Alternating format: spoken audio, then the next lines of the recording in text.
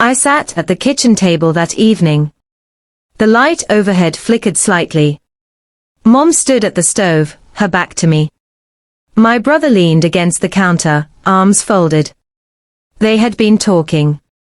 The words stopped the second I stepped in. Just the sound of the fan spinning. Water boiling softly. Mom turned and smiled, but it didn't reach her eyes. "Food's almost ready," she said. My brother nodded once. No hello. There was a white envelope by my usual seat. I sat down. The chairs scraped against the tile. We ate in near silence. Forks on plates. No one mentioned the envelope. That's when I realized something was very wrong. I've always been the steady one. The one who left for college on a scholarship, worked through nights in entry-level jobs, and eventually landed a good position in software engineering. Decent salary, remote options, benefits. 4 years now, I've been sending money home every month without fail. The utility bills, grocery runs, car repairs for Mom, and chunks of the mortgage when things got tight. She raised us mostly alone. Dad left when we were kids. My younger brother never really settled into anything steady. A sales job here, delivery work there. He stayed in the family house. My routine felt solid. I'd wake up early in my own small place a few towns over, grab coffee, handle my work calls and coding from my desk. On weekends or some evenings, I'd head over to Mom's. Help with chores or just check in. The money transfers happened automatically on the first. I'd log into the app, hit send, and that was it. It kept things running. Mom would text thanks sometimes. My brother usually didn't. But over the last few months, small cracks appeared. The requests got more specific and frequent. The heating bill spiked again, Mom would say over the phone. Then it was the roof needing attention, or the car insurance. My brother started talking differently. He'd say things like, "Living here isn't free, you know. Everyone needs to pull their weight."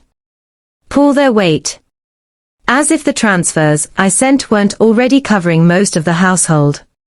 I noticed other changes too. He'd show up with new gadgets, or clothes that didn't match someone between jobs. Mom mentioned going out for lunches with friends more. When I'd ask how the latest money was used, answers were vague. Bills add up fast. Yet the same old issues in the house remained unfixed. One evening I stayed late after dinner. From the hallway, I caught fragments. "He makes good money. It's only fair." My brother's voice. Mom's reply too quiet to catch. When I walked in, the subject changed to the weather. I brought it up lightly with an old college friend during a call. "Sounds like normal family stuff," he said. "They are probably stressed with costs rising everywhere. You're doing the right thing by helping." I didn't argue. But the feeling lingered. The careful way they avoided certain topics around me. The glances when my phone buzzed with work notifications. The casual questions about my savings or upcoming raises. I chose not to react in the moment. No demands for explanations. No accusations that would make them careful. So I stopped reacting. And I started watching. For the next few weeks, I kept showing up exactly as before. Same smile. Same offers to help fix the leaky faucet, or mow the lawn. But inside, I had gone quiet. I started logging every request. Every transfer. I had full access to the joint bill accounts, because I was the one who set them up and linked my payment methods years ago. The numbers didn't lie. The electricity bill Mom said was $240 last month. The actual statement showed $137.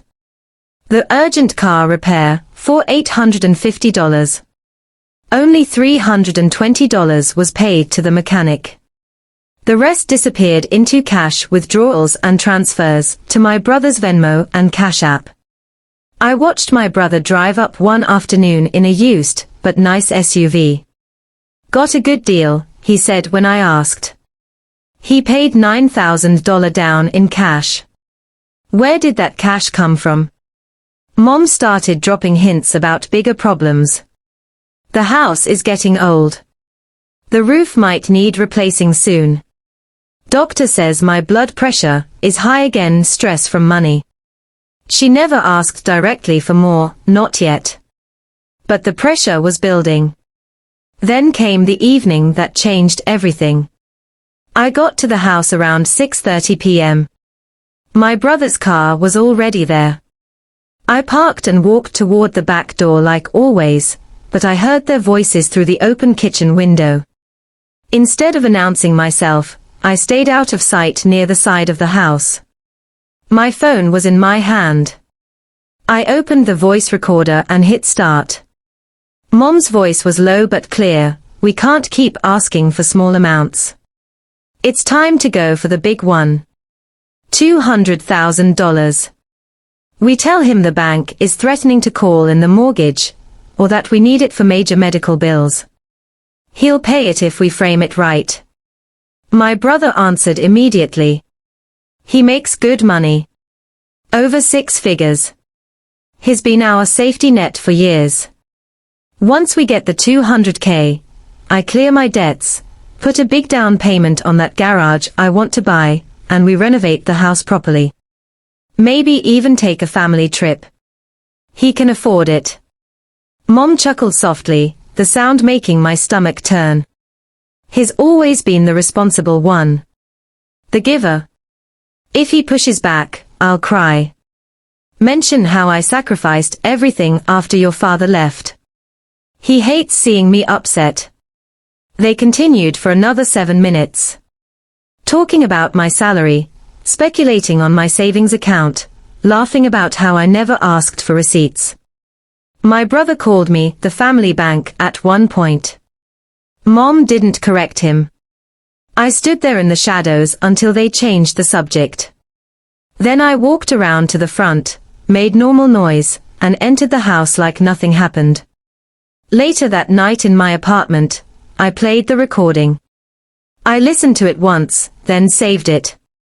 I created 3 separate backups on different drives and uploaded an encrypted copy to a private cloud. I also updated my spreadsheet with timestamps.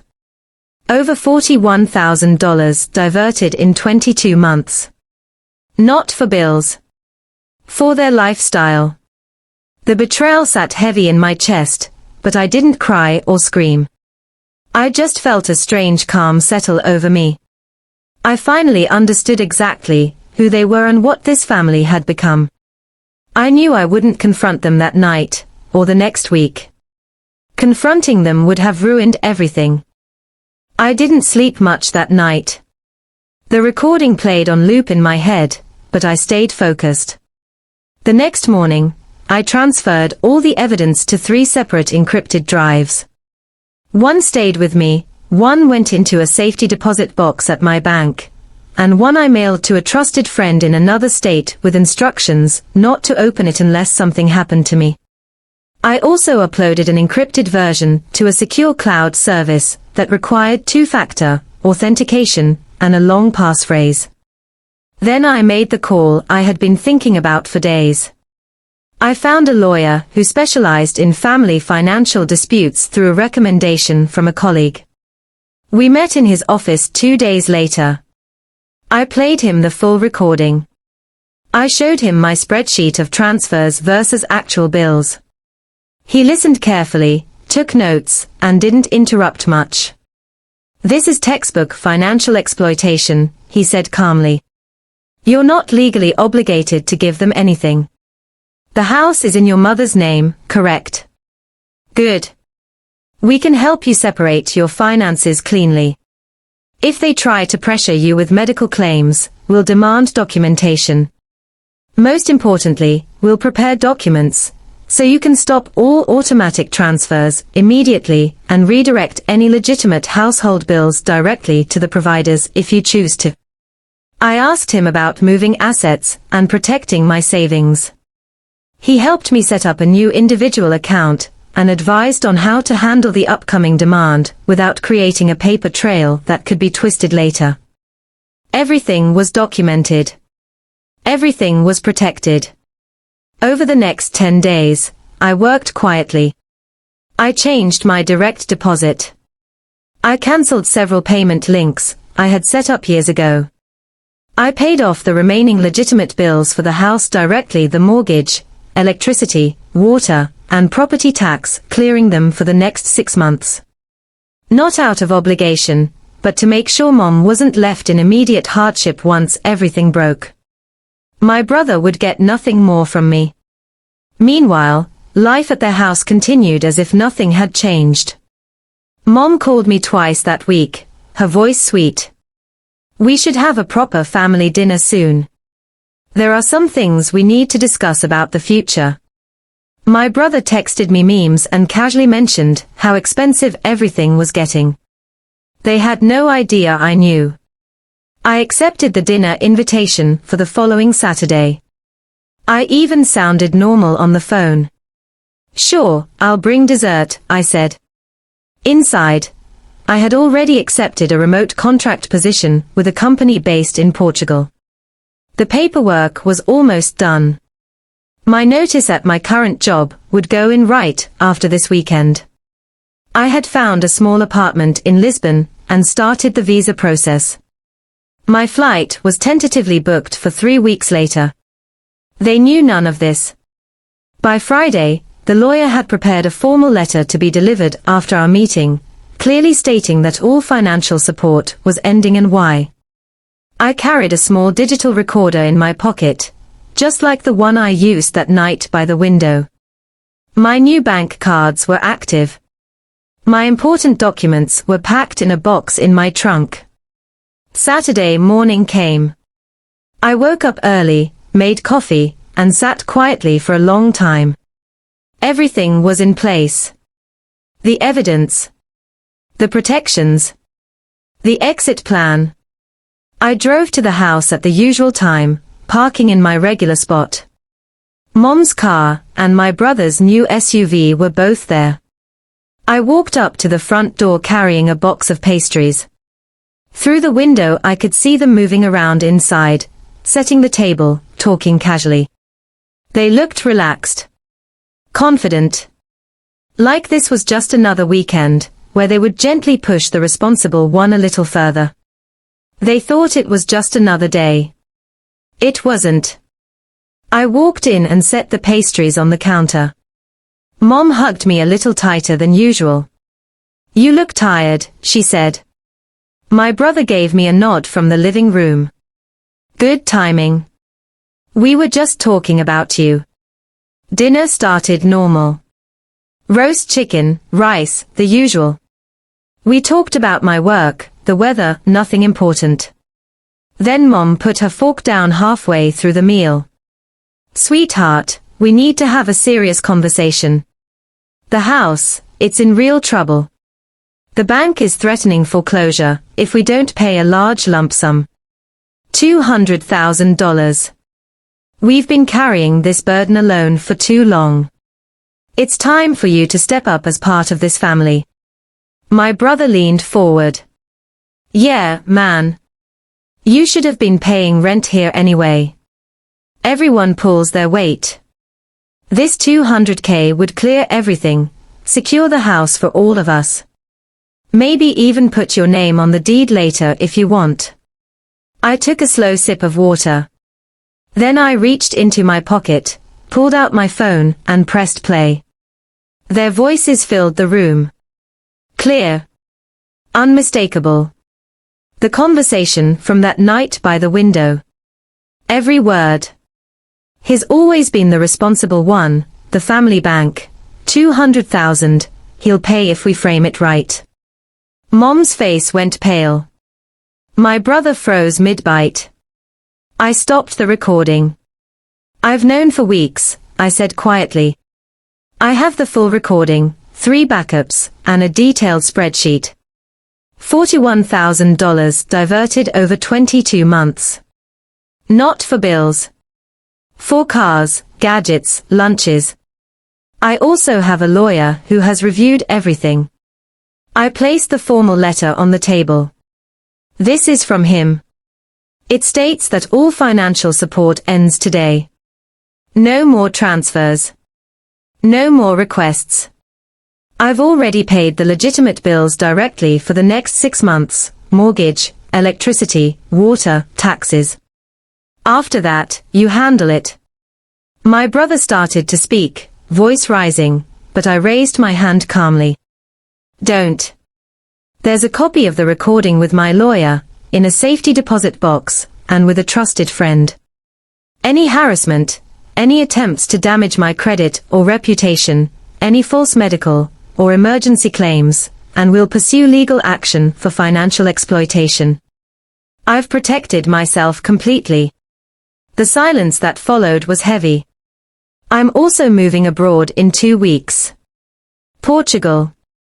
New job, new life. My things are mostly packed already. Mom's eyes filled with tears. After everything I sacrificed. You did a lot, I said. And I've paid it back many times over. This isn't punishment. This is the end of being used. I'm choosing to protect my own future now. My brother looked furious, but said nothing. He knew the evidence was too strong. No amount of shouting or guilt would change the facts. I stood up, left the rest of the food untouched, and walked out the front door without slamming it. I didn't need to. The next 2 weeks passed in quiet preparation. I shipped my remaining boxes, finalized the visa, and said goodbye to the few friends who mattered. Mom called twice. I let it go to voicemail. My brother sent angry texts that I never answered. On the day of my flight, I closed the door to my empty apartment, handed in the keys, and drove to the airport. As the plane took off, I looked out at the city lights disappearing below. No anger. Just relief. I landed in Lisbon on a sunny morning. The apartment was small, but mine alone. I started work the following Monday. The money I had saved stayed in my new accounts. No more automatic transfers. No more watching. I rebuilt slowly. New routines. New language lessons. New peace. That night, everything was quiet.